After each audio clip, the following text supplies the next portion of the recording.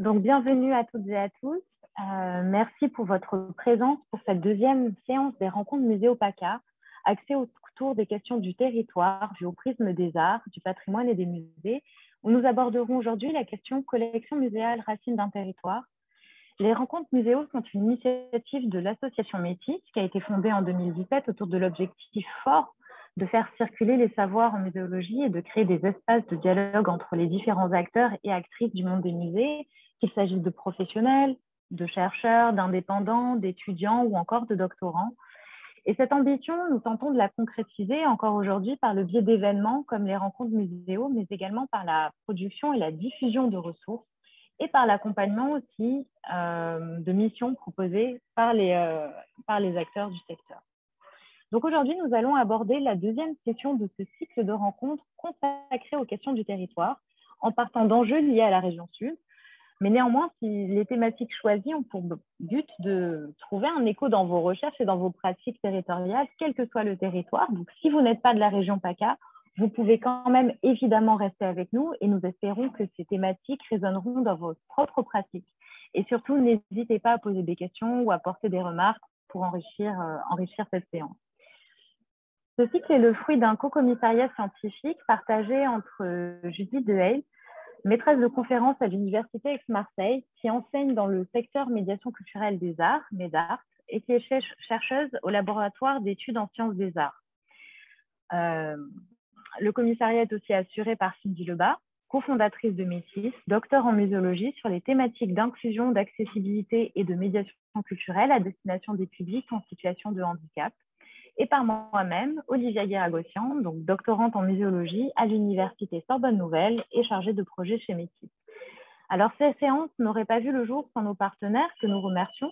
Tout d'abord, l'Université d'Aix-Marseille dans le cadre du co-commissariat, mais également la DRAC PACA et le ministère de la Culture pour leur soutien financier. Alors, la semaine dernière, nous étions vraiment contentes de lancer ce cycle qui avait été repoussé du fait de la crise sanitaire. Et nous le sommes d'autant plus que la prochaine séance, qui sera aussi la dernière séance, aura lieu le mardi 22 juin de 12h30 à 14h et pourra se tenir en partie à la fois en distanciel, mais également en présentiel.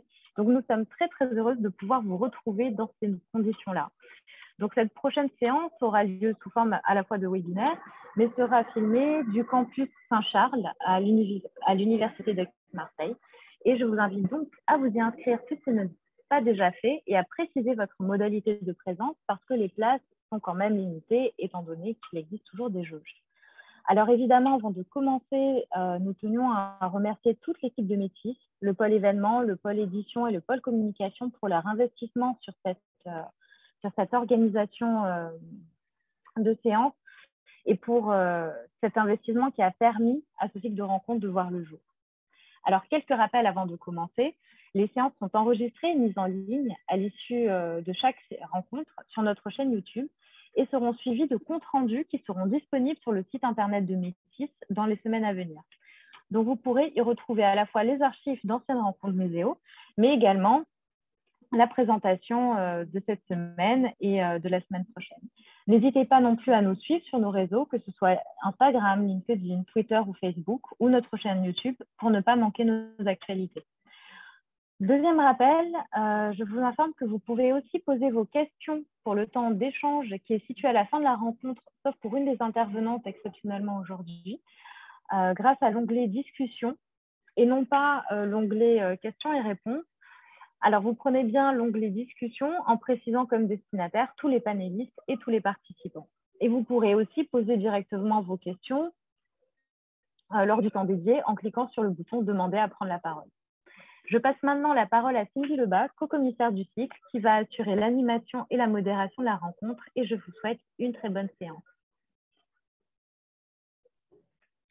Merci Olivia pour cette introduction.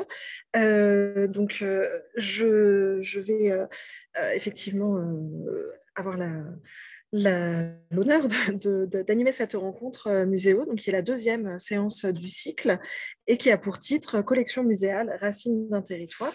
Cette séance s'intéresse spécifiquement aux collections muséales et à leur lien avec le territoire en se focalisant sur un certain nombre de questions. Dans quelle mesure les collectes muséales contribuent-elles à tisser des liens entre les populations et le territoire dont ils sont les usagers? Comment ces démarches construisent et racontent une histoire et une image du territoire, etc. Des questions sur les liens entre territoire et collecte muséale que nous explorons à travers donc les présentations de 3 intervenantes. Et j'en profite pour les remercier encore une fois d'avoir accepté notre invitation. Nous accueillons donc aujourd'hui Véronique Dacier, chargée de recherche au CNRS au sein du laboratoire Héritage, Aude Fanlot, responsable du département recherche et enseignement au MUSEM, et Françoise David, responsable du secteur muséographie, recherche, exposition au Muséum Arlatan de Arles.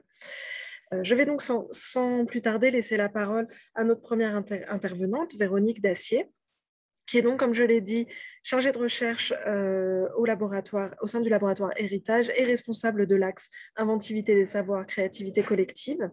Elle mène depuis plusieurs années une réflexion sur les processus de mise en mémoire et en affection et a dans ce cadre mené un certain nombre d'enquêtes sur les conservations domestiques, sur les patrimonialisations, les pratiques de collecte et les musées de société. Elle s'intéresse particulièrement aux objets dits ordinaires, ceux dont la valeur culturelle ne va a priori pas de soi. Et donc, c'est du fruit de ces réflexions et de ces recherches dont Véronique Dacier va nous parler aujourd'hui.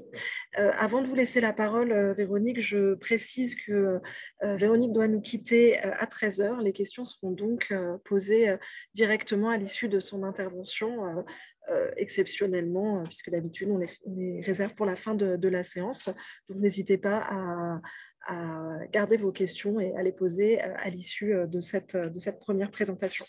Je vous laisse la parole, Véronique. Merci. Voilà, est-ce que c'est mieux? Excusez-moi. Oui, je disais merci beaucoup pour votre invitation et effectivement, je regrette de ne pas pouvoir rester avec vous au-delà de 13 h puisque je vais devoir m'échapper pour une autre visio. Donc, voilà, c'est un petit peu compliqué d'organiser tout ça. Mais je le regrette beaucoup. Alors, du coup, il m'incombe la lourde responsabilité d'ouvrir cette séance dédiée à un triptyque, en quelque sorte, entre le musée, la collecte et le territoire, donc d'essayer de comprendre comment tout cela s'articule. Le musée, en tant que lieu dédié à la gestion de la collection, est aussi un des acteurs qui peut être concerné par les enjeux de la collecte elle-même. Et face aux enjeux contemporains, on peut envisager les mutations de ces manières de collecter le monde finalement. Mais le musée est aussi ancré dans un territoire dans lequel il entre en résonance, que ce soit par le biais de son propos muséographique, mais aussi par les visiteurs qui l'accueillent et par ses liens avec des politiques locales. Donc, pour saisir l'articulation entre le musée, la collecte et son territoire, je reviendrai sur les enjeux de la prise en compte de la collecte par le musée d'une part, mais aussi du territoire d'autre part. Alors, le premier point, je vais revenir sur la collecte proprement dite. Alors, depuis 2015, au sein du pôle recherche musée qui lie l'UMR IDEMEC et le MUSEM, nous avons mis en place avec Aude Fanlot, ici présente, mais aussi Florent Moll et Cyril Isnard, un séminaire dédié à la collecte, en partant du constat justement des questions que soulèvent les modalités à mettre en œuvre pour un musée. Au cours de ces séances, nous avons abordé 9 thématiques, donc 9 séminaires qui nous ont permis d'aborder successivement la question de l'exposition dans l'horizon de la collecte, des enjeux liés à la collecte de la nature, les difficultés des collectes en terrain sensible, avec des enjeux éthiques et pratiques, la question de la collecte des migrations, mais aussi les collectes sensorielles, du sonore et par le sonore ou des photographies. Et puis, nous avons envisagé une séance sur le devenir, l'avenir du dispositif d'enquête collecte.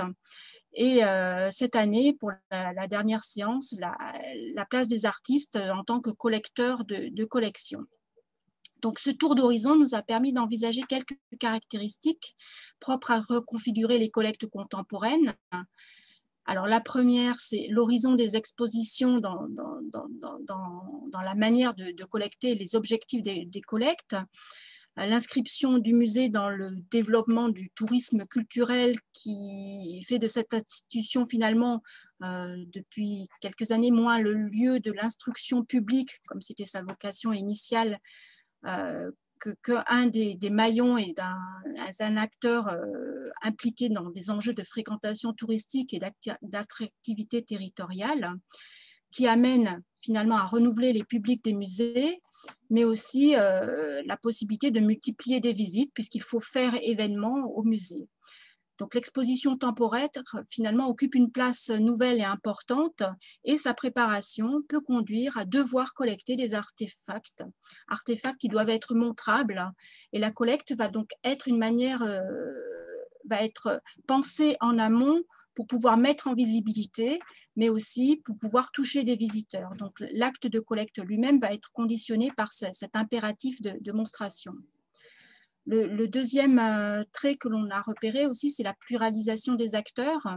Alors, il y a une multiplication des acteurs concernés par les traces mémorielles ou matérielles. Alors, on peut y voir un effet de la démocratisation de l'accès aux faire collection, mais aussi une manière, une modalité aussi, un usage de la culture pour faire du politique, pour faire politique. Les revendications patrimoniales, par exemple, marquent à la fois un désir de reconnaissance de groupes subalternes, mais aussi une perte finalement du monopole du musée dans la gestion des mémoires collectives. Donc cette pluralisation, non seulement des collecteurs, mais aussi des collectés, et la forme des données collectées, leur contexte de diffusion, questionne à rebours l'articulation des objectifs des collecteurs, les motivations scientifiques, mais aussi identitaires et de développement local, qui posent elles-mêmes en arrière-plan celles des formes d'engagement dans un territoire, autrement dit, de collecter pour exprimer, pour faire une proposition finalement qui est aussi politique. Le troisième élément, la troisième caractéristique, ça serait peut-être l'idée d'une artification des collectes contemporaines avec la présence de plus en plus accrue finalement d'artistes impliqués dans des démarches qui se situent à la frontière de l'ethnographie. Alors, c'est dans ce cadre que certains parlent d'artification et qui coïncide aussi avec un fait muséal, avec l'importance prise par la médiation au sein des musées et l'ouverture des musées aussi à des formes nouvelles, à des dispositifs sensoriels et à la mise en place justement de dispositifs qui vont encourager le visiteur à venir éprouver finalement une exposition, à en faire l'expérience, et aussi finalement de redéfinir des savoirs dont le musée est supposé être le garant. Et le quatrième point dans cette reconfiguration des collectes, c'est peut-être la question de la participation. Alors, à prendre avec mesure et précaution. Il y a effectivement l'idée de mobiliser des publics et une pluralisation des acteurs et des enjeux de la médiation qui invitent à considérer la participation comme une des conditions des collectes contemporaines. Le paradigme de la participation est devenu un paradigme mondial de l'action publique et qui renvoie désormais à des dispositifs très variés qui tendent à s'imposer comme une nouvelle norme de l'action publique et qui s'étend effectivement au domaine patrimonial. Et en 2015, la Fédération des écomusées et musées de société avait d'ailleurs organisé des rencontres au MUSEM autour de la question suivante: la participation est-elle l'avenir des musées de société? Laissant entendre qu'il y aurait là un dispositif nouveau et adapté à la conjoncture muséale et sociale contemporaine. Donc, on a bien l'idée qu'il y a une transformation des modalités de collecte aujourd'hui, mais cette idée de transformation mérite d'être nuancée et questionnée et reprise au prisme de l'histoire, puisque si les acteurs qui s'engagent dans des collectes peuvent être effectivement multiples, et si les injonctions participatives sont devenues le fer de lance des politiques publiques, l'idée d'une nouveauté de la participation aux collectes muséales n'est pas si évidente finalement qu'elle peut sembler l'être. En effet, depuis le 19e siècle, l'invention de nouveaux musées est aussi allée de pair avec la nécessité d'acquérir des collections. En 1877, un arrêté proposait que, je cite, « tous les objets relatifs à l'ethnographie provenant de missions, de dons, d'échanges ou d'acquisitions devaient être concentrés dans un musée spécial appelé Muséum d'ethnographie des missions scientifiques. Donc, cette proposition est le prélude de la création du musée d'ethnographie du Trocadéro, et un médecin anthropologue, Ernest Théodore Ami, organise l'acquisition des éléments qui pourront prendre place dans ce nouveau musée.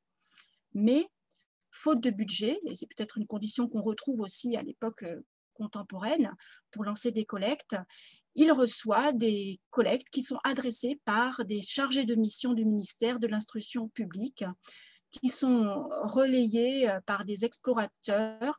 Donc, c'est les officiers, les administrateurs et les fonctionnaires de tout grade de nos possessions coloniales, et là je cite Rivet, qui vont alimenter ce futur musée. Donc, on le voit, ce ne sont pas des spécialistes de l'ethnographie ni du folklore qui collectent des éléments susceptibles d'alimenter ce musée, mais les personnels de la fonction publique installés dans les colonies pour leur administration et qui sont donc invités à rapporter des éléments au musée. On retrouve le même cas de figure au musée Arlatin qui va être évoqué tout à l'heure, puisque en 1896, c'est un poète, Frédéric Mistral, qui crée ce musée qui sera dédié à l'ethnographie en Provence. Et pour ce faire, il va mandater en quelque sorte un scientifique, médecin local, qui va être chargé de définir des critères de collecte et qui va s'appuyer sur ce même musée du Trocadéro et des définitions proposées par Landrin pour collecter et définir ce qui va être utile au musée. Et pour ce faire, le poète va mobiliser tout son réseau social, un comité local qui rassemble des notables locaux et va lancer des véritables appels aux dons qui vont être relayés dans la presse comme on peut l'envisager aujourd'hui avec des appels à participation.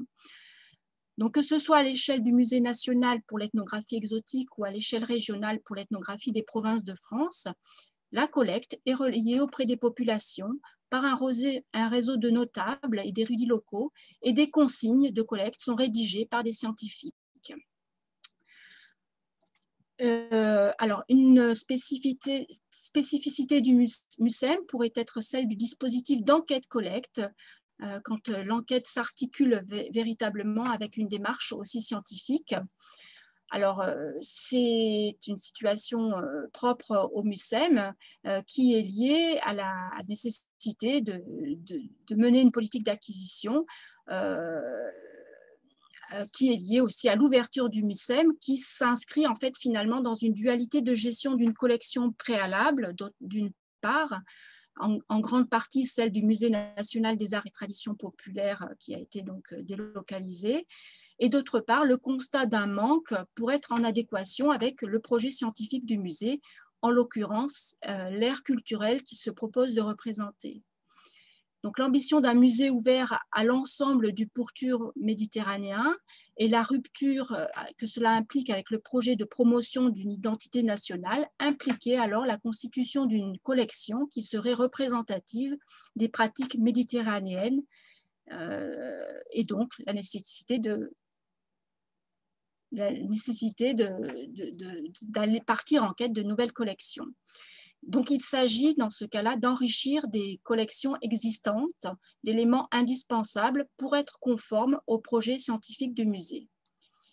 Et la collecte est dans ce cas étroitement associée à l'enquête, ce qui n'est pas toujours le cas, puisque le plus souvent, collecte et enquête sont deux démarches dissociées dans le temps, que ce soit que l'enquête soit portée par des ethnographes qui ne vont donc pas s'encombrer de considérations muséales, soit que la collecte soit réalisée pour faire collection indépendamment de tout questionnement scientifique précis.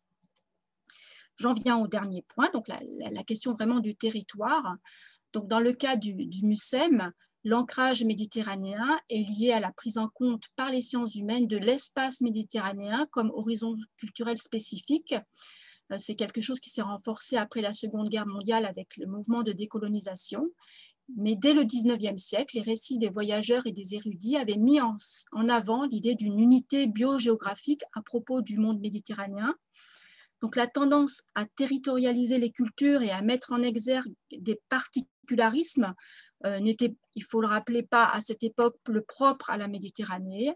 mais liée au développement de l'anthropologie physique d'une part et à la création de l'école française de géographie d'autre part, qui avait encouragé partout en France l'idée d'un déterminisme du sol qui allait de pair avec une lecture du paysage comme berceau des unités culturelles propres à la construction d'ethnotypes. Donc, cette approche totalisante d'une géographie physico-humaine méditerranéenne est remise en cause au XXe siècle par l'idéal d'une Méditerranée latine, héritage d'une latinité conquérante qui va être portée par les anquetisants. Donc, deux visions concurrentes vont s'affronter, celle de la culture méditerranéenne dynamique, faite d'emprunts, d'échanges, et l'autre plus essentialiste et naturaliste qui va ériger en terroir apte à façonner finalement les êtres. De là vont aussi se déployer deux centralités méditerranéennes, l'une qui va être ancrée plus vers la rive nord de la Méditerranée, qui va nourrir une posture plus européanisante, alors que l'autre va être arrimée au sud et appelée de ses voeux à une forme d'universalisme. Avec la décolonisation, et en particulier la fuite des intellectuels algériens, bon nombre d'intellectuels vont venir s'installer en France et les archives d'outre-mer vont être rapatriées à Aix-en-Provence sous l'impulsion d'historiens aixois, et va naître dans ce sillage la Maison méditerranéenne des sciences de l'homme. Dans le même temps, rappelons-le, le Musée national des arts et traditions populaires va fermer ses portes et le transfert de ses collections à Marseille va se profiler à l'horizon au sein du nouveau musée qui va être créé, le MUSEM. Donc, à partir des années 2000 et durant une dizaine d'années consacrées à la préfiguration de ce nouveau musée, il va y avoir élaboration d'un projet scientifique et culturel et chercheurs et conservateurs vont s'employer à redéfinir le territoire du musée à une échelle transnationale, européenne et méditerranéenne. Cette réflexion va aboutir à un recentrement sur la Méditerranée, défini par la formule éminemment paradoxale d'un territoire, je cite, sans rivage. Donc cette définition très ouverte du territoire est le point convergent de l'évolution de conception scientifique de la Méditerranée et de l'évolution des musées d'ethnographie et d'anthropologie. Donc, dans ce contexte, on pourrait avancer que l'objet du musée, finalement, c'est son territoire. Schématiquement, pour un musée d'art, le territoire se détermine à partir de ses collections. Son objet sera circonscrit à la période historique, l'école, l'œuvre des artistes dont les productions seront conservées au musée. Aux antipodes, on a le modèle des écomusées avec des collections qui sont définies et constituées à partir du territoire par la prise, à travers la prise de conscience collective d'une appartenance à un patrimoine commun qui en définira les frontières. Cependant, je vous invite à déconstruire aussi cette idée à travers un dernier focus dans lequel je vous propose de prendre en compte la question du territoire, non plus à partir du musée, mais à partir de la manière dont des habitants peuvent se saisir d'un patrimoine pour faire collection. Donc, au fil de mes enquêtes, j'ai pu me rendre compte que l'invention patrimoniale s'ancre finalement dans un dialogue entre la représentation patrimoniale muséale et des souvenirs personnels ou de famille qui vont conduire aussi à des mobilisations éventuelles dans le cadre de projets particuliers.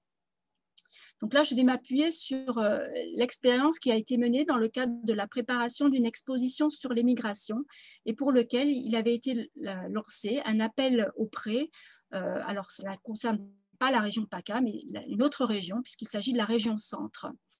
Donc, des réunions avaient été organisées, ouvertes à tous et toutes, pour préparer cette exposition et demander aux habitants de proposer les éléments qui pourraient être utiles dans le cadre de cette exposition.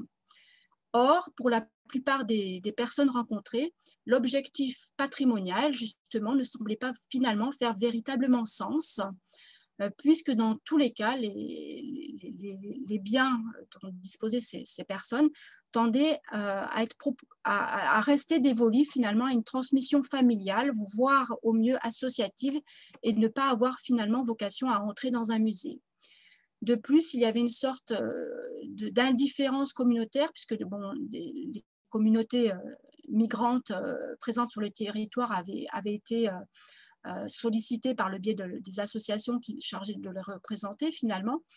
Mais on s'était heurté finalement à une forme d'indifférence communautaire qui n'allait pas forcément de pair avec une hostilité de la part des personnes rencontrées, qui se disaient volontiers d'accord pour prêter des objets à exposer, mais plutôt de le faire à titre individuel, le plus souvent, alors soit au nom de leur concernement vis-à-vis de la cause migratoire qui était l'objectif de l'exposition, ou tout simplement vis-à-vis des relations entretenues avec les porteurs du projet.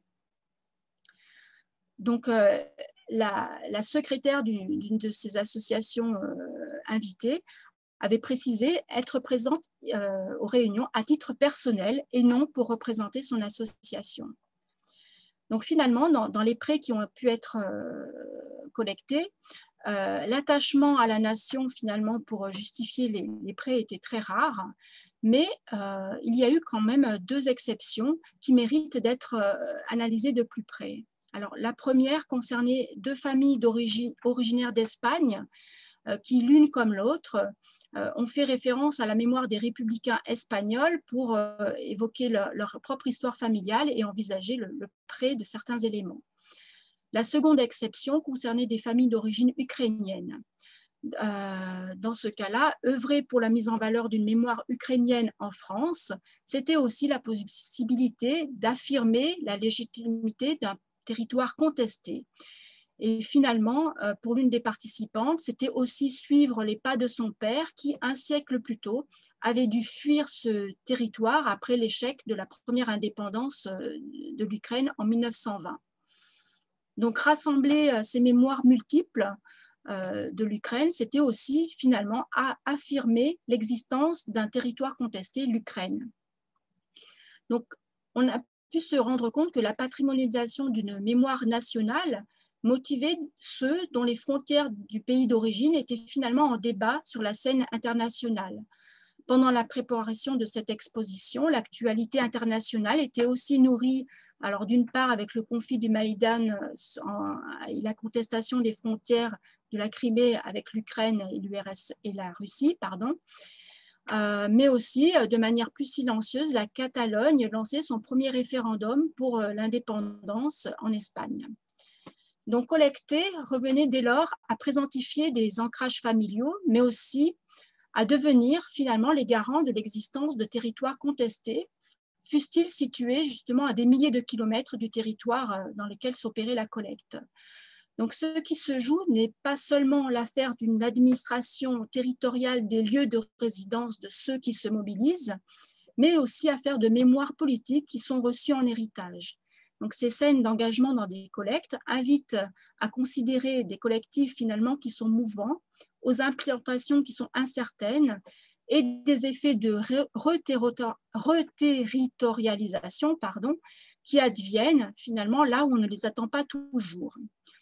Donc, collecter l'ici, dans le territoire, traduit des liens qui sont affectifs, noués avec ce territoire, mais aussi avec un autre territoire ailleurs, et que l'histoire personnelle et internationale va inscrire finalement dans le registre d'une familiarité, comme a pu le mettre en évidence Yael Navarro-Yachim à propos de la mélancolie spatiale. Donc, collecter des traces favorise la domestication finalement d'une histoire collective complexe et qui donne sens à une histoire plus personnelle qui va pouvoir être commémorée. Donc, c'est donc un territoire finalement qui est diffus, fragmenté, qui invite à considérer des lieux de mémoire comme lieux d'ancrage qui ne sont qu'un ingrédient parmi d'autres pour donner forme à ce que Jean-Louis Tornatore appelle des espaces de la mémoire. Donc, il est possible aussi bien d'agir à distance que d'agir à proximité à travers la collecte, avec des effets qui se jouent aussi bien à l'échelle locale qu'à une échelle plus lointaine. Cette réciprocité est sensible dans l'intervention de ceux qui vivent ici, sur le territoire, mais dont l'histoire familiale finalement est remplie d'ailleurs, situation que l'on peut retrouver dans le cas des immigrés, des émigrés, des expatriés, mais aussi de leurs descendants. Et ces exemples révèlent finalement des effets différés et à distance de liens familiaux dans lesquels résonne l'histoire internationale et postcoloniale. Tout ceci enclenche finalement les rouages d'une mécanique d'ancrage et de déterritorialisation, je ne vais pas y arriver, qui permet de rendre sensibles des autochtonies qui sont elles-mêmes multisituées. Voilà, donc je termine là-dessus. Finalement, l'identification patrimoniale tient par conséquent davantage d'une mise en dialogue entre sphères privées et publiques, mais aussi entre des ici et des ailleurs, que de véritables revendications communautaires. Donc, au-delà de la monstration d'une appartenance en réseau, tributaire de relations internationales et d'identités composites, au-delà également d'une simple réaction à une perte programmée, la collecte, finalement, laisse entrevoir des effets territoriaux qui sont bien plus composites et diffus que l'on pourrait l'envisager de prime abord. Voilà, je vous remercie pour votre attention. J'espère que je n'ai pas été trop longue. Merci beaucoup pour votre intervention, c'était passionnant. Est-ce que vous avez une minute une minute ou deux pour des questions? On va dire, j'ai un petit quart d'heure. Voilà. Bon, ça va. Alors du coup, est-ce que parmi les participants, il y aurait des questions? Vous pouvez prendre la parole, demander la parole si vous le souhaitez. Alors, une personne... Voilà, je vous donne la parole. Vous m'entendez? Oui. Oui. Oui, donc je me présente, Ashura Bonaidi, je suis actuellement sur Mayotte. Et votre présentation me parle beaucoup parce que justement, je suis dans un musée qui est en train de se faire au jour le jour. Et j'ai justement un poste de chargé d'enquête et collecte. Donc, c'était juste pour partager en fait mon expérience actuelle. Merci beaucoup. Peut-être que vous pouvez nous en dire un petit peu plus sur votre musée, du coup. Ah oui, oui, on est sur un musée qui veut à la fois traiter du patrimoine naturel et à la fois du patrimoine culturel. Et c'est vrai que nous avons un PSC qui a été validé en 2016 et on n'avait pas du tout de collection au départ. Donc là, c'était vraiment un gros challenge voilà, de constituer une collection digne de ce nom. Donc en ce moment, et même depuis déjà quelques années, on est souvent sur le terrain pour faire les enquêtes, donc travailler sur des thématiques qu'on estime des fois aussi être en souffrance. C'est-à-dire que la société mahoraise évolue beaucoup et évolue très vite. Et on se rend compte qu'il y a des éléments donc, de la culture qui sont en train de disparaître. Donc, on essaye, comme on peut, de sauver, entre parenthèses, ce qui peut être sauvé et de garder des traces. Et pour l'instant, on est sur un musée avec des expositions permanentes.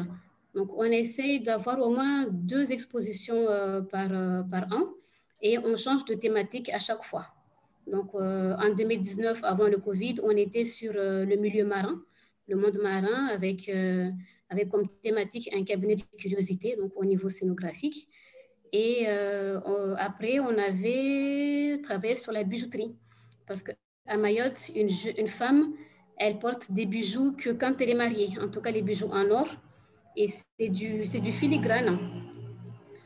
Et donc voilà, c'était une manière aussi de montrer toute cette pratique autour de la bijouterie, voilà, et donc ce savoir-faire qu'il y a, sur le territoire, finalement aussi qu'on partage avec notre région. Voilà. Et là, depuis l'année dernière, avec le Covid, on a dû s'arrêter un petit peu. Donc, on mène toujours des enquêtes quand on le peut, mais on n'expose plus parce que le site est fermé. Donc, en ce moment, on travaille par exemple sur le Maulida Chengue. Le Maulida Chengue, c'est une pratique soufie. C'est une pratique chantée et dansée à Mayotte et nous espérons que d'ici la fin de l'année, on puisse le présenter à l'inventaire national du patrimoine culturel immatériel. Donc, voilà. Merci pour votre intervention. Je me permets du coup de réagir et de poser aussi une question, puisque vous avez parlé beaucoup de collectes orchestrées finalement par les institutions. Est-ce que vous avez également, peut-être à Mayotte ou dans d'autres cas, des exemples de collectes, de volonté de voir de constituer, enfin de montrer des objets qui viennent de la part des populations, des habitants, puisque l'on a bien compris les enjeux que tout ça représente. Donc, est-ce que dans cette logique de participation, le musée répond aussi à des demandes qui émanent des habitants et qui ne sont pas forcément orchestrées par les musées? Je vais redonner la parole.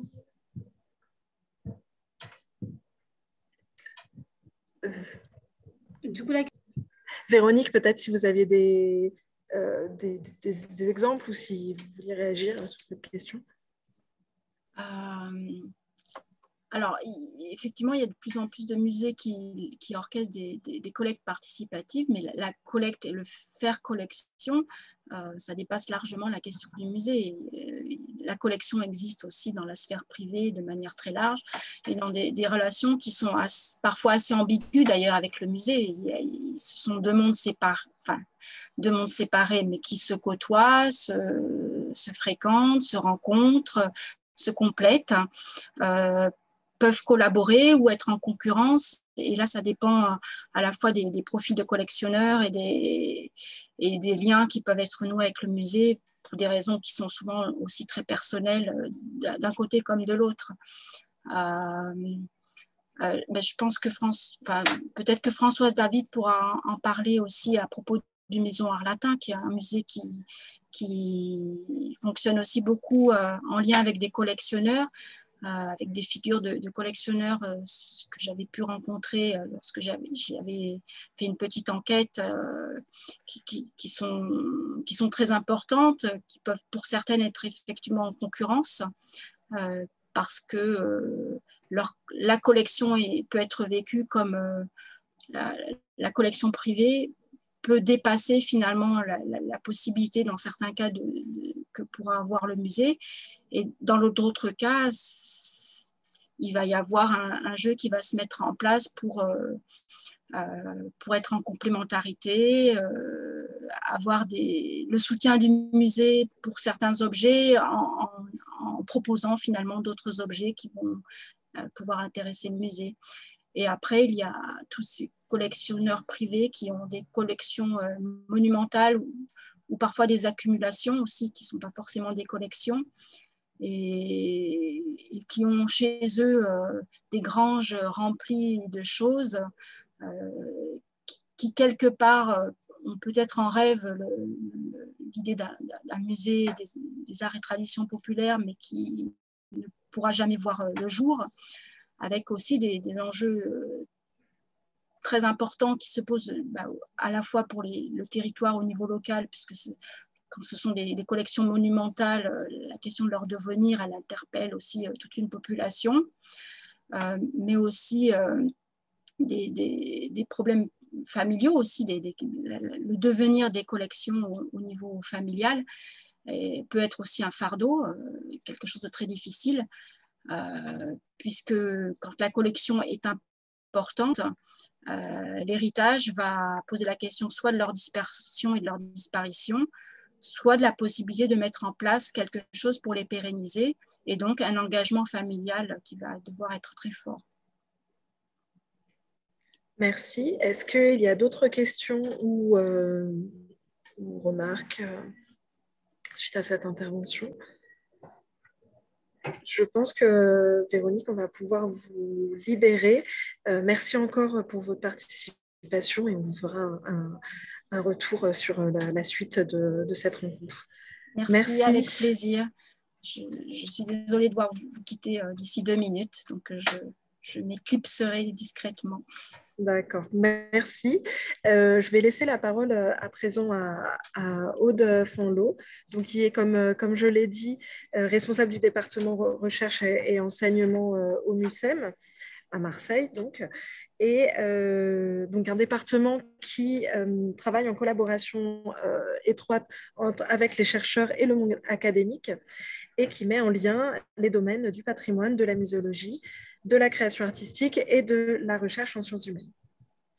Aude Fanlot coordonne les enquêtes collectes du MUSEM pour développer des collectes muséales fondées sur des terrains de recherche afin de conserver et documenter les témoignages matériels et immatériels des sociétés à l'échelle euroméditerranéenne. Et je pense qu'elle nous parlera de tout ça bien mieux que moi. Donc Aude, je vous laisse la parole. Merci. Merci beaucoup Cindy et merci à Métis de nous avoir donné l'occasion de nous réunir. Et merci à Véronique pour cette présentation. Je crois c'était vraiment super. Et du coup, je pense qu'au fond, je vais en faire une sorte de petite illustration à l'échelle du musée. Je vais partager mon écran. Voilà. Donc moi, ce que je vais essayer d'évoquer brièvement à travers l'histoire du MUSEM et de son héritage des ATP, c'est l'évolution et les glissements de l'enquête collecte dans la manière d'appréhender les territoires et comment ces évolutions, elles interrogent à la fois au fond la pratique de l'enquête et le positionnement du musée. Et comment ça participe d'une triple adaptation, pour ne pas dire une négociation par rapport à la discipline ethnographique, par rapport au positionnement muséal du musée dans le tissu muséal général et aussi par rapport à une certaine culture d'établissement. Et puis comment aussi ça s'inscrit dans des cadres plus larges qui sont ceux de la fabrique patrimoniale et des politiques culturelles. Alors évidemment, tout ça va être à peine effleuré à travers quelques exemples dont on pourra discuter ensuite. Je reviens vite aux ATP, mais pour simplement rappeler que le primat du terrain ethnographique à la création des ATP traduit deux obsessions chez son fondateur Rivière, celui d'arrimer le musée à une discipline naissante qui est l'ethnographie française et celui de constituer des collections pour le musée qui puissent rapidement enrichir les fonds des folkloristes et des collectionneurs qui avaient été rassemblés.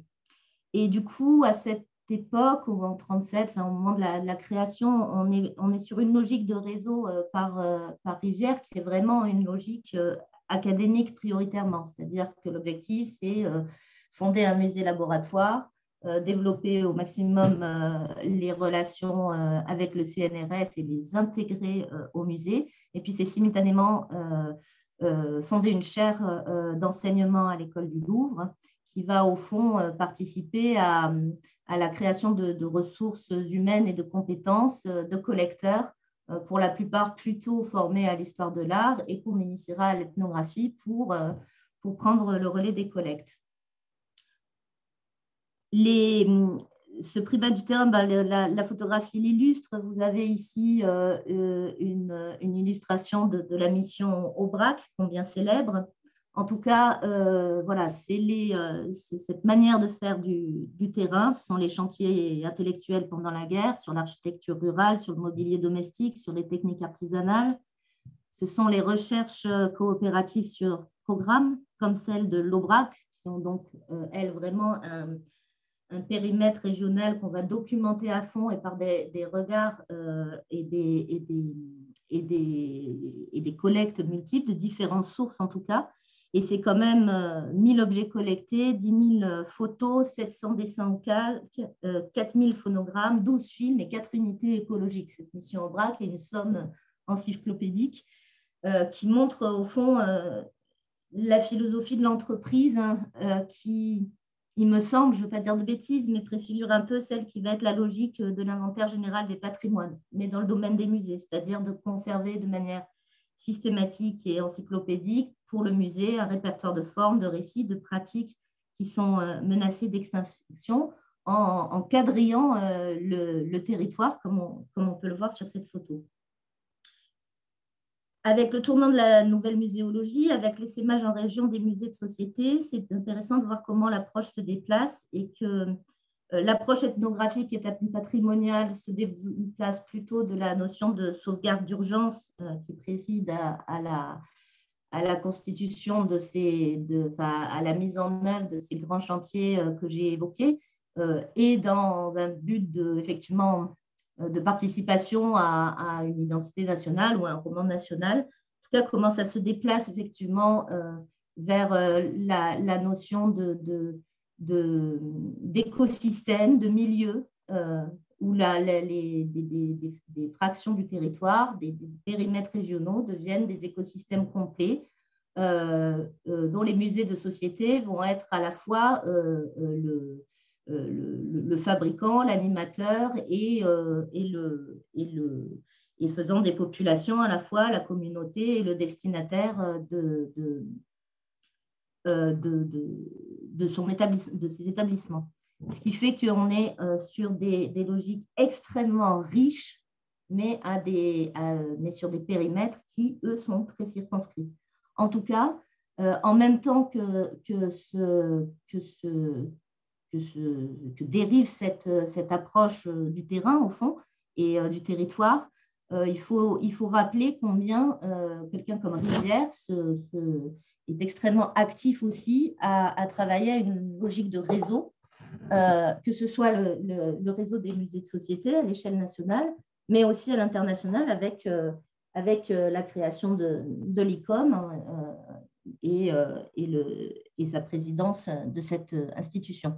Et vraiment, quand on regarde les cours de Rivière qui donne à l'école du Louvre et puis l'ensemble de ses archives, on voit vraiment s'affirmer de plus en plus cette volonté de réseau. Alors là, je me suis autorisée une petite publicité simplement pour rappeler que ce rapport au terrain, vous auriez pu le voir et j'aurais beaucoup aimé que vous le vissiez lors de l'exposition folklore que malheureusement on a ouvert et fermé en temps de Covid, mais où en tout cas on rappelait ces relations, cette manière de faire des terrains à la fois et du coup les relations très étroites de méthode et d'échanges qu'il pouvait y avoir entre des artistes comme Brancusi ou Kandinsky et des ethnologues et ces porosités entre les deux mondes. Et cette petite publication qu'on a faite en ligne, c'était une manière de rappeler toute cette histoire au fond que le musée entretient avec le terrain ethnographique, à la fois en reliant en quelque sorte l'expo folklore, donc, qui est l'expo Le Grand Mezzé sur l'alimentation en Méditerranée, qui étaient deux expos qui ouvraient au moment du Covid. En tout cas, Véronique l'a très bien expliqué, le passage des ATP au MUSEM, c'est la gageure d'un triple élargissement géographique, historique et du coup disciplinaire, avec un musée qui se définit sur un périmètre transnational. Et du coup, à une telle ampleur, les contours et par rapport à des contours territoriaux extrêmement mouvants, Véronique l'a dit aussi, comme celui de la Méditerranée, l'enquête va se redéfinir selon d'autres logiques territoriales, puisque la documentation systématique de territoires régionaux devient impossible de facto. L'autre aspect, c'est donc ce que je voudrais essayer de vous expliquer à travers quelques exemples, c'est comment, dans un musée comme le MUSEM, on essaye de traiter à travers les enquêtes aussi bien les récits individuels, l'échelle individuelle qui sont ceux des récits d'objets et de l'enquête ethnographique, une échelle locale, parce que l'implantation à Marseille n'est pas qu'un hasard d'implantation, elle a aussi influencé fortement la redéfinition du projet scientifique et culturel. Une implantation nationale, une échelle nationale, puisque nous sommes un musée national, disons d'un point de vue administratif, et puis une échelle internationale qui est celle de notre objet. Et je vais vous montrer juste en balayant quelques exemples, très rapidement, des manières de faire différentes pour composer avec ces différentes échelles. Le premier moyen, au fond, c'est opérer un rééquilibrage géographique des fonds historiques, donc des fonds à majorité française. Comment est-ce qu'on va faire lien avec des terrains autour de la Méditerranée? Vous avez ici l'exemple d'une acquisition de silos de céréales au Liban dans une enquête qu'on a menée en 2020, alors avec, comme à l'époque des ATP, la chaîne opératoire qui se trouve actuellement dans le Grand Metzé et qui permet donc de montrer une technique de fabrication en terre crue et des techniques agricoles et de stockage des céréales qui font pendant à des fonds français. Autre exemple, l'enquête talégraphe, dans un autre domaine que Claire Calot-Giroux avait entamé dans les années 2000, essentiellement en France, et donc sur l'histoire du mouvement du tag et du hip-hop par les portraits de ces pionniers de ce mouvement en France, a été étendue en Tunisie, au Maroc, en Espagne, en ce moment en Grèce, bientôt aux Balkans, etc. Troisième exemple, c'est celle de l'enquête sur les bijoux traditionnels, qui était une enquête sur la reprise disons, sur les enjeux identitaires et touristiques et de savoir-faire technique des bijoux traditionnels, qui a été composée à la fois qui a été lancée par Marie-Pascale Mallet et Françoise d'Allemagne, et qui permet de compléter un fonds de bijoux, notamment de bijoux marocains que nous avons acquis par la voie du don de collectionneurs, par des enquêtes menées en Sardaigne, en Corse, en Égypte et en Arménie. Je passe rapidement, puisque c'est vraiment un florilège pour vous montrer différentes manières. Une seconde manière de composer avec ces échelles, ça serait celle des circulations et des itinérances. En fait, en prenant un sujet depuis la question, au fond, de la mobilité. Par exemple, qui retrace, qui à travers des ethnographies de différents lieux saints en Méditerranée qui sont partagés par plusieurs religions, permet de parler de ces relations ô combien sous tension entre les monothéismes, mais à travers des pratiques comme celle-là de ce mur d'ex-voto dans la Maison de la Vierge à Éphèse en Turquie. Donc, à partir des pratiques des gens, de pèlerinage et des pratiques votives qui s'y opèrent. Autre exemple, le choix de parler des populations roms, d'une population de plusieurs communautés qui ont l'itinérance en partage et en histoire, à travers l'enquête collecte qui va donner lieu à une exposition Barvalo, conduite par Julia Ferloni et que je pourrais développer si vous voulez, mais qui est un exemple intéressant aussi de manière de conjuguer en fait plusieurs sources pour faire collection, à la fois l'enquête de terrain, à la fois des œuvres artistiques acquises et des fonds de chercheurs qui vont aussi rejoindre le musée. Je n'ai pas le temps de détailler, mais on pourra y revenir. Et puis, autre exemple, cette fois-ci, ce n'est pas la circulation des objets, c'est la circulation des personnes, avec l'enquête de Denis Chevalier et de Yann-Philippe Tastevin sur l'économie du recyclage et du traitement des déchets, où là encore, la manière de traiter de plusieurs terrains, à la fois en Égypte, au Liban, à Naples, en Tunisie, où vous voyez ici qui est le hub de la fripe, en Égypte, et notamment auprès des populations de Bikya. Bref, on part d'un sujet qui est le traitement, qui est un sujet à la fois d'environnement et d'économie de gestion des déchets, par la question des circulations. Et puis le troisième mode, en quelque sorte, il est encore un peu différent. Il est de partir au fond de sujets très locaux, très implantés sur le territoire proche, de proximité, et de les faire se diffracter, de les mettre en perspective avec des contextes plus généraux ou avec des échelles géographiques plus larges. Ici, vous avez un exemple d'acquisition qu'on a faite en 2018 auprès de Fatima Razi, qui est à la fois une photographe professionnelle qui, pendant une dizaine d'années, a exercé le métier d'habilleuse pour les mariages, en particulier pour les mariages marocains. Et on a acquis une série de costumes qui parlent de ces permanences du mariage rituel marocain et de ces réinventions, un peu comme pour le bijou traditionnel que j'évoquais tout à l'heure, avec des permanences de motifs et des réinventions de formes très occidentalisées, et avec une pratique commerciale, entrepreneuriale, qui s'adapte et qui adapte très bien les modèles traditionnels. Autre exemple qui n'a rien à voir, c'est l'enquête collecte que l'on a menée aux Baumettes, qui étaient menacés, enfin qui vont être le secteur historique des Baumettes qui va être détruit. Et nous avons donc mené une enquête avec l'inventaire du patrimoine en PACA qui a fait la couverture photographique du lieu, et une postdoctorante, Zoé Karl, chez nous, qui a travaillé à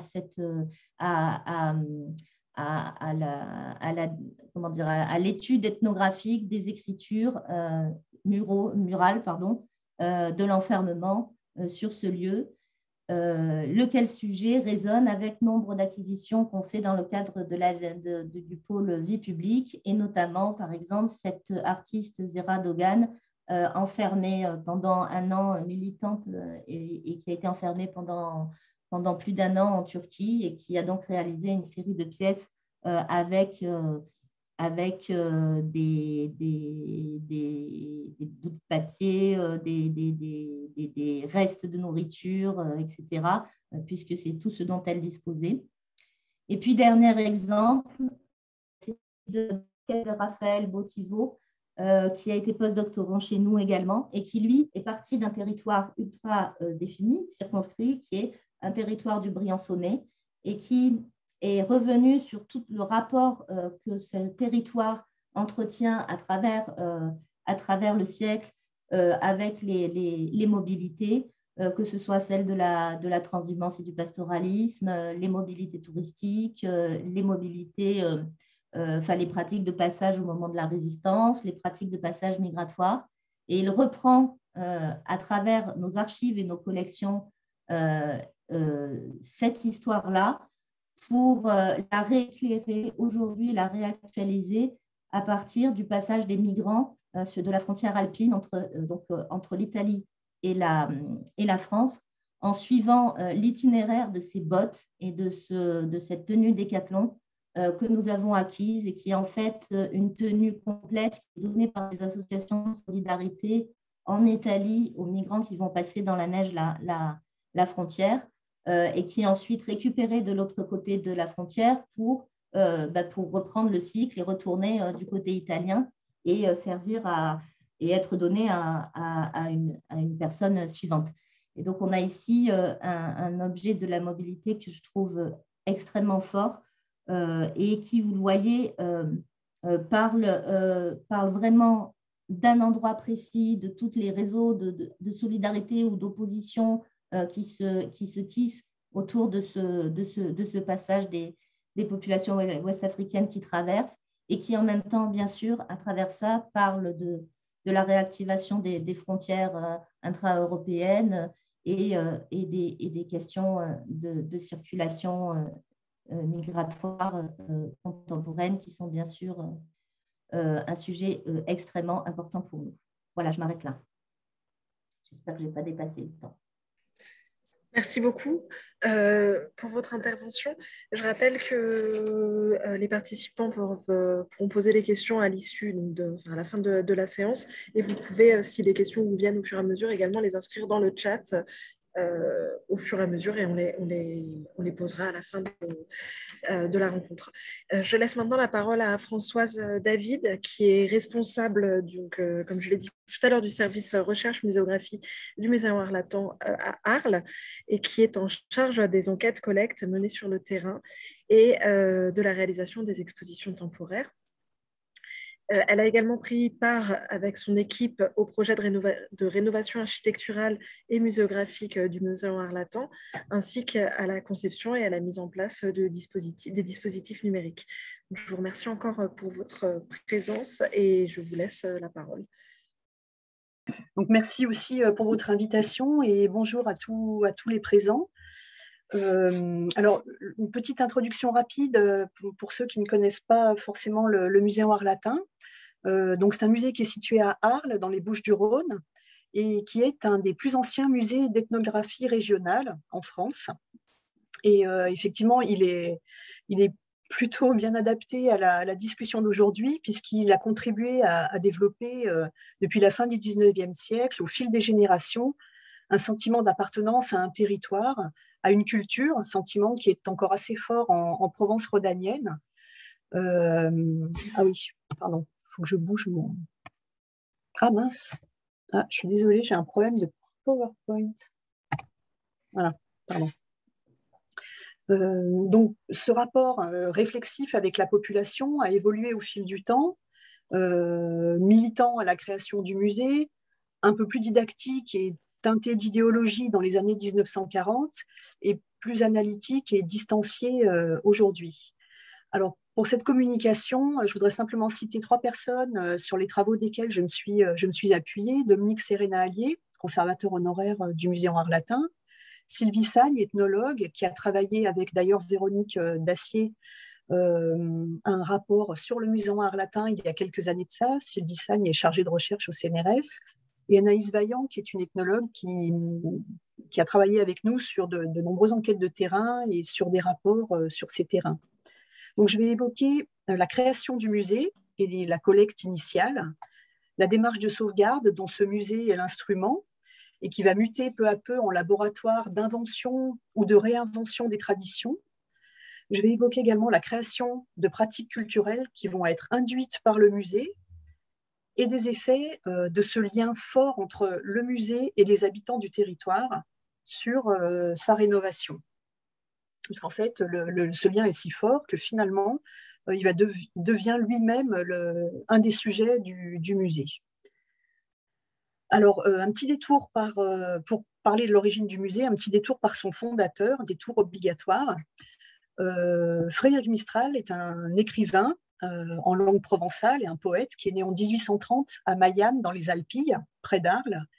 Et outre son œuvre littéraire, pour laquelle il va recevoir le prix Nobel en 1904, il a été également l'un des concepteurs de la première graphie moderne de référence en langue provençale et bâtisseur d'un monumental dictionnaire provençal français qui s'appelle le Trésor du Félibrige et qui embrasse tous les dialectes de Languedoc, en fait.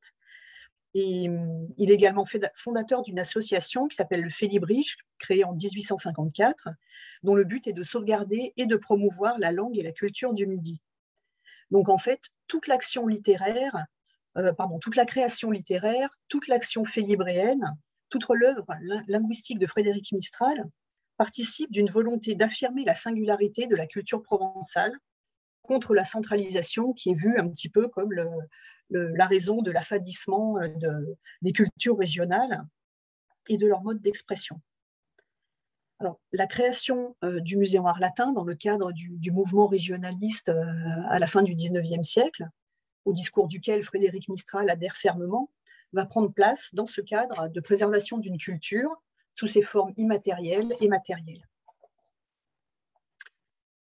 Alors, en octobre 1895, pour en venir à la création du musée, Frédéric Mistral va évoquer dans un article du journal L'Aïoli, qui est une émanation félibréenne en provençal, un projet de musée encyclopédique qu'il verrait bien au Palais des Papes d'Avignon, qui serait un panthéon de la Provence. C'est lui qui l'écrit, qui comprendrait un musée de beaux-arts, un musée historique, un cabinet des estampes, une bibliothèque et un musée d'ethnographie. Donc ce projet global ne verra jamais le jour, mais le musée d'ethnographie, lui, sera bien établi à Arles. Donc Frédéric Mistral va le concevoir comme un lieu de mémoire qui recueillera les traces matérielles de modes de vie, croyances, coutumes, savoir-faire, etc. Et les objets ethnographiques, à l'instar de la langue, deviennent aux yeux de Mistral des signes d'une Provence authentique, comme le dit Dominique Serena, des témoins aptes à enraciner toute une population dans sa culture traditionnelle et à renforcer le sentiment d'appartenance à cette culture. Alors ce musée, je ne sais pas si on peut lire du coup, ce musée naît aussi d'un sentiment de perte devant les changements qui affectent la Provence et plus généralement la France et l'Europe en cette fin de 19e siècle. et donc un sentiment d'urgence à rassembler des objets témoins de pratiques et de représentations que Mistral craint de voir disparaître. Donc, pour mettre en œuvre son poème en images, lui il l'appelle un poème en action, Frédéric Mistral va faire appel à la population locale. Donc l'idée de collecte est lancée par voie de presse, toujours dans l'Aïoli, et après la rédaction d'un manuel de collecte, donc sur le modèle, c'est le document que vous avez vu juste avant, sur le modèle justement de celui de Théodore Ami au musée du Trocadéro, dont parlait tout à l'heure Véronique Dacier, une chronique hebdomadaire va être tenue dans laquelle le comité du musée tient les lecteurs du journal au courant des travaux, de l'avancée des travaux, en les associant de cette façon au projet, et remercie nommément les donateurs et encourage les bonnes volontés. Donc, ces publications se font dans un journal en français qui s'appelle le Forum républicain. On peut y lire, par exemple, « Nos compatriotes contribueront de leur denier ou de leur don en nature, tous au triomphe de l'idée grandiose, du musée provençal unique, de leur, souligné, Muséon Arlatin. » On peut lire aussi l'œuvre du musée ethnographique provençal, œuvre de haut enseignement et d'éducation populaire, œuvre patriotique, a rencontré trop de sympathie, etc. Donc, comme le constate Sylvie Sagne, il se noue donc, avant même la création du musée, une relation triple avec le public local, qui est à la fois le destinataire et le sujet du musée, tout en participant, en étant acteur, puisque participant à la constitution de la collection. Et Mistral le réaffirme lors de l'inauguration du musée en 1899. C'est la fête de la Provence, c'est la fête de la poésie, la fête de la France populaire, car vous verrez tout à l'heure tout ce que le peuple a donné pour contribuer à ce musée. Alors, dès sa création, le Muséon va être au cœur d'un processus de sauvegarde, mais également de fixation et d'invention de la tradition. Par le biais de la mise en scène des collections, Mistral et ses successeurs vont sélectionner, codifier, emblématiser les traditions au moment même où celles-ci s'effacent peu à peu. Le Muséon Arlatin va en quelque sorte prendre une fonction performative double. Sa création et son existence en fait témoignent d'une part de la fin d'un mode de vie et d'autre part lui redonnent de la vivacité en réinventant les termes de la tradition. On prendra tout à l'heure le costume comme exemple. Donc le folklore mistralien offre une sorte d'imaginaire emblématique de la Provence qui se substitue ou peu à peu s'entremêle à des traditions populaires en train de disparaître. Donc le musée devient et reste encore aujourd'hui un lieu de transmission de la culture locale et se transforme lui-même peu à peu en objet de tradition et d'affection pour les Provençaux, qui, en le visitant, en fait, font l'expérience de leur autochtonie. On a par exemple des familles provençales qui sont souvent engagées dans le milieu du folklore, qui se rendent au musée régulièrement pour chercher des informations ou pour, en quelque sorte, retrouver la source. Le musée partage avec les habitants une familiarité, une intimité qui est celle d'une identité partagée. Comme le montrent d'ailleurs ces propos recueillis par Sylvie Sagne lors de son enquête. Pour les Arlésiens, le Muséon Arlatin, ce n'est pas un musée comme les autres, c'est une prolongation de chez eux, de la vie de leur famille, des souvenirs de leurs grands-parents. Ou encore, ce musée, il est nos yeux, il est nos mains, il est notre respiration pour les vieux Arlésiens. Nos ancêtres sont là, nos racines sont là. Quand on ne sait plus où aller, moi je vais aussi bien faire une prière à Saint-Trophime que je vais au Muséon Arlatin. Alors, dans les années 30 et 40, Fernand Benoît, qui est le nouveau conservateur, Mistral est mort en 1914, développe la vocation pédagogique du musée. Le musée va être plus destiné à instruire les visiteurs, tout en continuant à leur insuffler l'attachement à la petite patrie. Il va jouer le rôle d'un centre d'éducation et d'application. Par exemple, il va offrir des modèles de pièces de mobilier aux artisans désireux de perpétuer les savoir-faire et les motifs, où il va décréter la bonne manière de porter le costume d'Arles, qui n'est plus guère porté d'ailleurs. Dans cette période, donc particulièrement les années 40, le rapport du musée au public va s'infléchir. Donc le Muséon n'est plus le musée du peuple, mais même si les dons continuent à arriver, mais un lieu où la population doit venir s'instruire, venir chercher des modèles.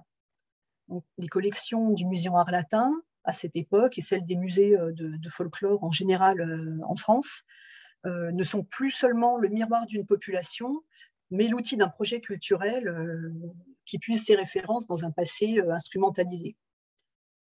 Alors, cet aspect de musée modèle, on le retrouve encore aujourd'hui, puisque certains artisans ou artistes viennent au musée encore aujourd'hui et le visitent comme on consulte un livre de référence.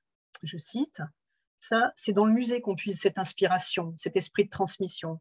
Pour moi, c'est ça le musée, c'est un outil de transmission. » Donc, on a là une sorte de phénomène interactif entre une population qui a nourri le musée et qui revient épuiser des ressources qui sont mises en commun.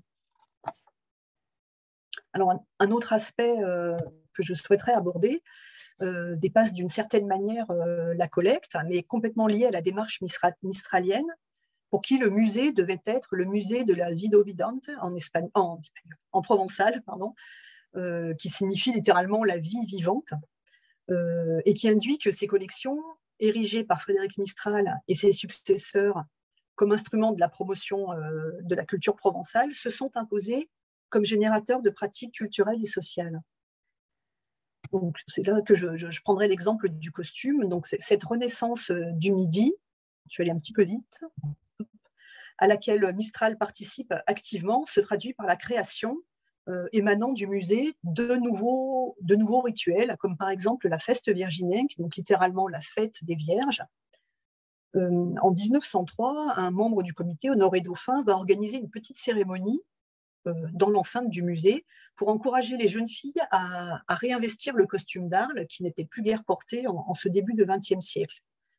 L'année d'après, en 1904, Frédéric Mistral, qui a parrainé la réunion, va en faire au Théâtre Antique d'Arles une célébration en grande pompe de l'Arlésienne en costume, qui va dès lors être érigée en emblème de la culture provençale. Dans son discours, il dit « Grâce au diadème qui ceint votre front », donc il parle du ruban d'Arlésienne, « et grâce à ce costume que vous portez fièrement, patriotiquement, vous êtes la gloire d'un peuple et le signe vivant de la Provence lumineuse. » Dans le musée, on peut remarquer d'ailleurs que la salle du costume 20e ne comporte pas de mannequins costumés ou de dioramas, puisque l'ambition était que ce costume soit porté dans la cité et non pas enfermé au musée. Donc cette fête, elle ne sera renouvelée qu'occasionnellement, mais jusqu'à la Seconde Guerre mondiale, mais elle connaît néanmoins un grand succès. Elle se tient d'ailleurs chaque année, avec même plus d'assiduité, au mois de juillet au Sainte-Marie-de-la-Mer. Et les jeunes filles viennent y prendre le costume en ruban, c'est-à-dire on passe de l'âge nubile au costume de femme, et s'engagent par ce geste à maintenir cette tradition. Alors, les démonstrations publiques étant un moyen privilégié pour marquer les esprits et emporter l'adhésion du public, de nouveaux rituels vont apparaître et vont être rajoutés, qui vont devenir finalement des traditions qui marquent aujourd'hui encore le calendrier des festivités d'Arles. Par exemple, la fête du costume en 1903, l'élection de la reine d'Arles, en 1923, l'élection de la reine d'Arles en 1930, c'est le centenaire de la naissance de Frédéric Mistral, et les objets qui sont liés à ces fêtes vont être immédiatement collectés, voire exposés au Musée Art Latin dans une sorte de mouvement de balancier. Des nouveaux rituels font même leur apparition de manière très très récente. Je pense à la cérémonie des Mireillettes, qui a été créée en 2011. Et donc les fillettes vont passer lors de cette fête du bonnet de l'enfant aux bannettes, c'est-à-dire la petite coiffe de Mireille là, qu'on voit sur l'image. Et en fait, cette cérémonie implique un passage au Musée Art Latin et le fait que chaque fillette signe un registre qui, entre chaque cérémonie, est conservé au Musée Art Latin. Donc, on peut constater que le musée conserve une charge symbolique forte, même s'il n'est plus lui-même directement à l'origine de la pratique culturelle. Donc, pour finir, je voudrais évoquer les effets que ce lien fort entre le musée et son territoire, des liens que nous, au musée, on ressent aussi de manière assez importante et qu'on essaye d'étudier. Donc, les effets que ces liens ont eu sur la rénovation architecturale et muséographique de ce musée. Donc, les réflexions sur les modalités d'une possible rénovation ont débuté dans les années 90, lors d'un séminaire sur la rénovation des musées régionaux d'ethnographie. Dominique Serena-Allier, qui était alors conservateur du musée en art latin, va y déterminer les contours d'un projet qui permettrait au musée en art latin de conserver sa singularité de lieu de mémoire d'une part des musées régionaux d'ethnographie et d'autre part de la Société provençale, puisqu'en fait, effectivement, devant l'idée de rénovation, l'inquiétude était partagée entre les habitants et le milieu des musées qui voyaient dans cet établissement un patrimoine assez unique et important à conserver. C'est ainsi que le principe d'un musée du musée a été établi et peaufiné et mis en place. Donc, l'équipe en charge de la muséologie a établi un parcours dont le principe était de sanctuariser au maximum les présentations anciennes, réutilisation de nos vitrines, etc., conserver les présentations dans la mesure du possible telles qu'elles étaient, plus ou moins, tout en offrant aux visiteurs une lecture réflexive sur la mise en scène muséale de la fin du XIXe siècle à aujourd'hui. D'autre part, c'était aussi un vœu de l'équipe et une demande du public. Il semblait nécessaire d'effectuer une ouverture dans le musée, dans les collections permanentes, sur la Provence du XXIe siècle, qui permettrait d'inclure des thématiques absentes jusque-là et d'actualiser et de nuancer aussi l'image de la Provence qui est inscrite dans le discours du musée depuis plus d'un siècle. Donc, depuis une quinzaine d'années, le musée entreprend des enquêtes collectes, justement, auprès de la population, qui se conclut en général de plusieurs années, en général 3 ans, qui se conclut par une restitution qui rassemble les chercheurs associés, l'équipe du musée, les habitants qui ont participé à l'enquête et le public. Et ces enquêtes participatives qui permettent de recueillir de l'image, du son, des objets, permettent de revisiter les fondamentaux du parcours du musée, tels que le port du costume ou la bouvine, c'est-à-dire tout ce qui tourne autour de l'élevage du taureau, mais aussi d'ouvrir dans de nouvelles directions jamais explorées, comme par exemple le monde ouvrier ou les migrations, les immigrations. Et les résultats de certaines de ces enquêtes collectes ont été inclus dans le parcours rénové, du musée rénové. Donc, en conclusion, depuis l'ouverture du musée, qui est très récente, le 19 mai, à la fin des mesures de restriction, les commentaires des visiteurs semblent indiquer que le pari a été à peu près remporté, puisque leurs commentaires indiquent à la fois leur soulagement d'avoir retrouvé le musée. Je cite, « L'esprit est resté, un pèlerinage, je retrouve des impressions anciennes », etc. Mais, et heureusement, les commentaires traduisent également le plaisir d'y voir des nouveautés architecturales, scénographiques ou de contenu qui apportent une réelle plus-value, ce qui semble indiquer que les rapports entre le musée et son territoire sont capables d'évolution et d'adaptation et sont donc bien vivants. Voilà, mais je vous remercie de votre écoute. Merci pour votre intervention. Que j'ai trouvée à titre personnel extrêmement intéressante. Je vais laisser la parole aux participants s'il y a des questions ou si ça... Pardon, je ne sais juste plus comment enlever... Ah oui. Non. Je ne sais plus comment sortir de mon diaporama, mais... je ne peux pas vous guider. Il faut faire arrêter le partage d'écran. Voilà, merci. Voilà, donc s'il y a des questions, des remarques ou des partages d'expériences parmi les participants, n'hésitez pas à prendre la parole. Alors, moi, j'ai une petite question à laquelle vous avez en partie répondu, Françoise, sur les liens en fait, entre les habitants qui ont participé aux collectes et le musée tel que finalisé, puisque vous avez parlé du musée en art latin comme objet d'affection pour les Provençaux et avait restitué un certain nombre de témoignages que je trouve très, très, très forts et très émouvants. Mais est-ce qu'il y a est-ce qu'il y a des études qui sont menées a posteriori sur la réception en fait, de ces mises en récit via l'exposition auprès de la réception par les habitants qui ont contribué aux collectes et qui, du coup, ont partagé leurs objets qui sont passés de la sphère de l'intime à la sphère publique. Et est-ce qu'on a des éléments pour comprendre si les habitants se reconnaissent plus ou moins dans les collections construites donc, et exposées. Donc c'est vrai que sur le musée Arlaton, vous avez déjà donné certains éléments, mais peut-être si vous avez des choses à ajouter sur cette thématique.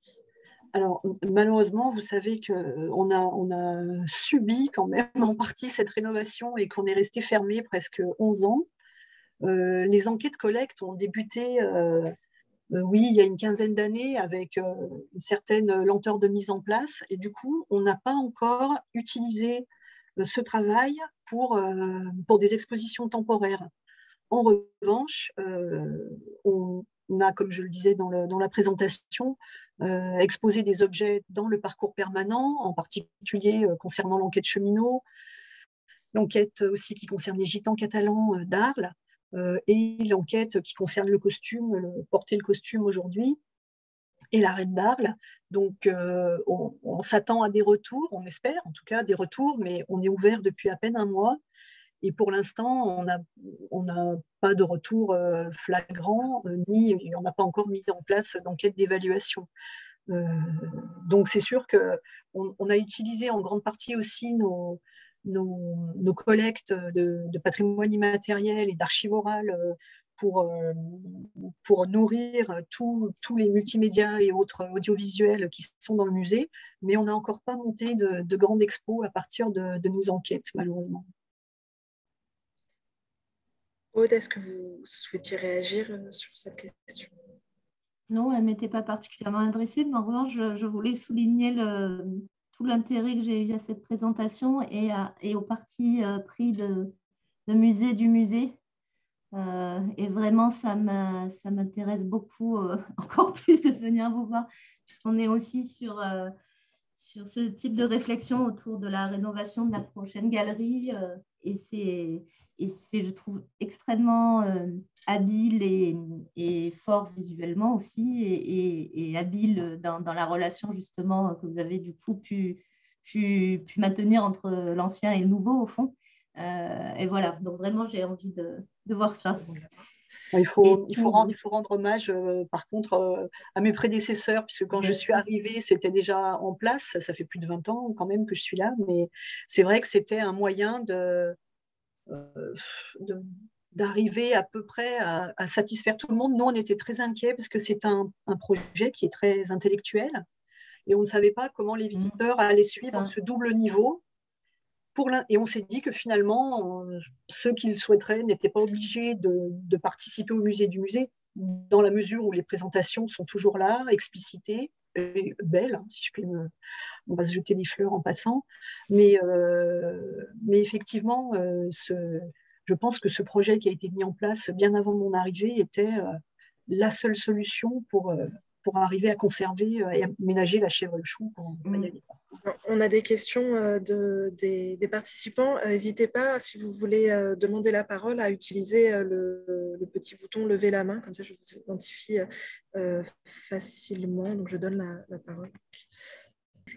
Et du coup, j'en profite, Aude, vous parliez tout à l'heure effectivement de ce territoire immense et des façons un petit peu de collecter. Et les choix de lieux où se rendre au départ, c'est des rencontres avec un chercheur, où ça part d'une idée, d'une thématique ou... Non, c'est ce que j'ai essayé de montrer. En fait, il y a en tout cas, la manière de faire des enquêtes, du coup, c'est quand même beaucoup transformé parce qu'effectivement, on ne peut pas avoir toute la qualité de puissance sur un territoire circonscrit qu'on va avoir sur Europe. Donc, la première transformation, c'est l'enquête multisituée, disons, dans plusieurs points. Et là, du coup, elle se construit à peu près comme un micro-projet de recherche. C'est-à-dire qu'on va avoir des terrains très courts.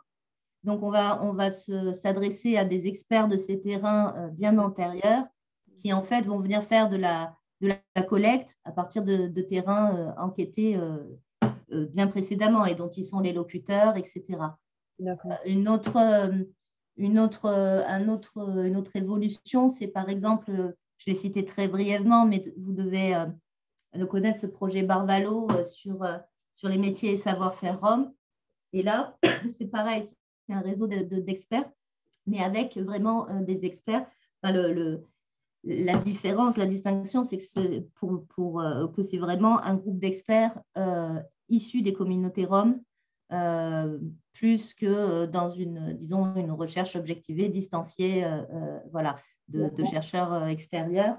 Ça, c'est un autre. Et puis alors après, il y a, comment dire, qu'est-ce qui fait les sujets d'enquête. Un des gros moteurs, c'est les expos, bien sûr. Donc à partir du moment où un projet d'expo du type de Barvalo ou du type de Vie d'Ordure ou de Lieux Sains Partagés est décidé, il y a tout le travail d'enquête qui va être priorisé parce qu'il va être restitué sur ces expos, mais du coup, c'est à J-3 ans, au moins qu'on s'y prend, et avec un environnement qui est aussi un environnement de séminaires, de rencontres, voilà, d'étapes. Et puis après, il y a des projets d'enquête qui naissent de l'examen des collections par les conservateurs et des envies de développement, justement à des échelles méditerranéennes de fonds historiques qu'ils ont. Ça, c'est aussi un moteur. Et puis, le troisième, c'est tout le recrutement des chercheurs temporaires au musée sur appel à projet qui arrivent avec un projet individuel de recherche qu'on sélectionne et qu'ils le mettent en œuvre. En gros, c'est un peu ça les moteurs. Du coup, on a réussi à donner la parole aux participants, donc allez-y pour vos questions. Désolée. Bonjour, Baptiste Viala, je suis scénographe d'exposition. Je me demandais dans quelle mesure en fait les enquêtes collectes pouvaient influencer les objets qui sont produits. Donc déjà, une première question, est-ce que ces enquêtes mènent des fois à des commandes auprès d'artisans, auprès d'artistes?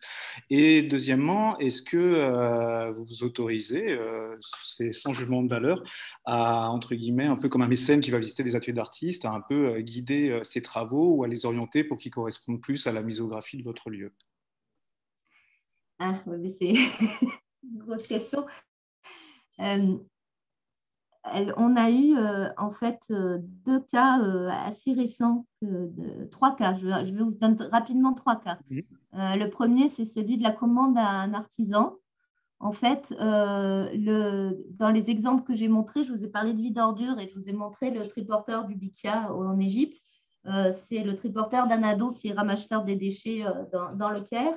Et donc, c'est à la fois à peu près une vraie chambre d'adolescent. Là, il y a tout ce qu'il écoute, toute sa culture ado, en fait, qui est imprimée sur ce triporteur. Et en même temps, c'est son outil de travail. Donc là, typiquement, quand on était au Caire, quand les enquêteurs étaient au Caire, il y a eu une refabrication en fait d'un triporteur identique en échange de ce don d'outil de travail. Ça, c'est un exemple de commande et on a pu, dans certains cas, faire des commandes à des artisans sur des objets de fabrication dont on voulait documenter la fabrication pour ne pas léser les usagers et aussi, du coup, permettre la documentation justement du processus de fabrication. Ça nous est arrivé. Un deuxième exemple de commande, cette fois-ci à un artiste, c'est quelque chose que j'ai trouvé vraiment génial. On a commandé, pour le coup, à 2 artistes qui s'appellent Gaëtan et Miles.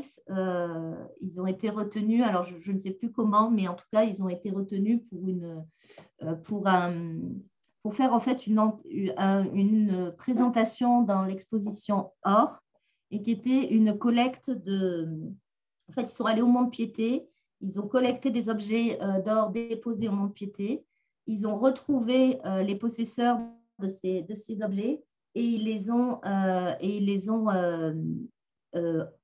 fait avec eux des entretiens très longs, consignés dans des carnets. Et on a présenté dans l'Or un dispositif artistique qu'ils avaient fait à partir de ça. Et à l'issue de l'exposition, les objets ont été rendus à leurs déposants.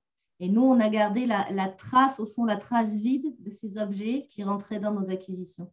Je trouve que voilà un autre exemple très intéressant, je trouve, de ces croisements, au fond, entre commande et ethnographie. Mais sinon, d'une manière générale, c'est évidemment, c'est pas sur commande qu'on va chercher les objets, mais vous pointez du doigt une difficulté de l'enquête, c'est toujours l'équilibre entre l'entretien et l'objet, la capacité à collecter des objets sur des sujets qui sont bien souvent très, très vastes, enfin, et puis difficilement matérialisables au fond. Et voilà, ça, c'est des casse-têtes auxquels on est heurté tous les jours. Et est-ce que vous pensez que l'enquête influe de manière générale sur quand on est en direct plutôt qu'à posteriori? Est-ce que ça influe sur, je sais pas, le choix des objets ou les objets que les personnes vont vous présenter? C'est-à-dire quand on est en direct ou a posteriori? Par exemple, je pense quand vous allez voir l'artisan qui fait les sillons à grains, j'imagine que la personne vous présente comment dire, des modèles dont il est fier, peut-être même qu'il y a un dialogue qui s'instaure entre l'enquêteur et le producteur.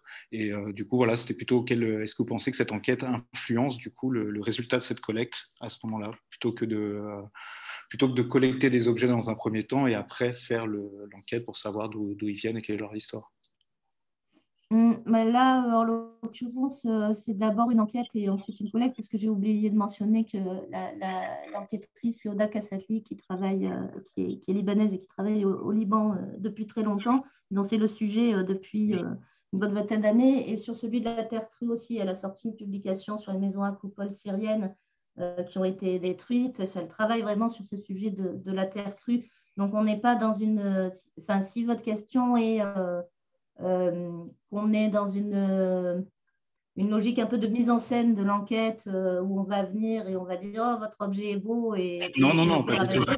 C'est pas ça. Et en l'occurrence, mais c'est pour ça que c'est hyper précieux d'avoir des référents, vraiment des experts d'un domaine, typiquement Oda, et du terrain et de la technique utilisée pour justement être dans une approche qui fausse pas et qui caricature pas le prélèvement, si je puis dire.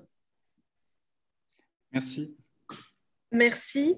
Je pense, donc on a des petites remarques que je vous laisserai lire dans le chat, mais puisqu'il est déjà 14 heures passées, il va être temps de conclure, même si je pense qu'on aurait pu poursuivre longuement les échanges. Mais donc... donc on va conclure déjà. Je vous remercie pour vos 3 interventions et pour votre présence ainsi que tous les participants. Ce cycle de rencontres muséaux consacré au lien entre musée, art et territoire se poursuit mardi prochain avec une 3e et dernière séance intitulée « Collecter des récits alternatifs, montrer d'autres facettes du territoire » où nous nous intéresserons aux collectes citoyennes. Je vous invite donc à vous inscrire pour y participer mardi prochain, toujours de midi 30 à 14h, avec comme particularité que cette séance, comme le disait Olivier en introduction, pourra se tenir en partie en présentiel, donc sur le campus de l'Université d'Aix-Marseille. Donc, si vous souhaitez nous rejoindre, il faut absolument s'inscrire et le préciser lors de votre inscription. Et toujours, bien sûr, en ligne sur la plateforme YouTube. Donc, je vous souhaite à tous et à toutes d'ici là une belle semaine et on se retrouve donc la semaine prochaine pour la dernière séance de ce cycle. Merci. Au revoir. Merci beaucoup.